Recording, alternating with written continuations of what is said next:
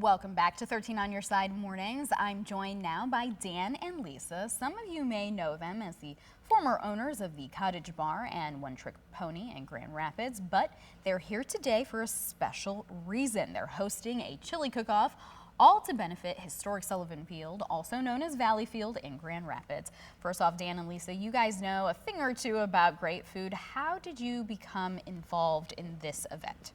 We were approached by a volunteer group called Fans of Valley Field about, after I sold my restaurants, they said, how would you like to do the chili cook-off at the ballpark? And we thought about it, and yeah, we're all in, we can do that. So this will be our fourth time we've done this, and it's all volunteer generated, and we're generating money to renovate Valley Field itself, which has kind of fallen in disrepair over the years. It was built in 1937.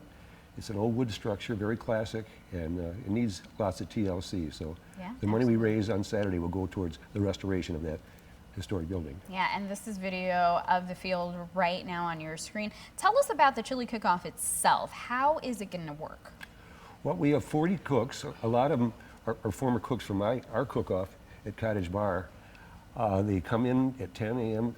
and everything is cooked from scratch. They have all afternoon to produce their product, and then the judging begins. And what time, Lisa? The judging begins at 2:30, and we're going to be starting off at 10 o'clock. 11 o'clock is when the music starts, but at 10 o'clock there's going to be a cook's meeting, and at 10:15, and then the music starts at 11 with Kitten and the Tonics, then followed by Joe Johnson and the Bluebacks, which is blues, and Pleasure Town, and it's all to wrap up at about 7, but peak time is like from noon until 3. Okay, sounds great.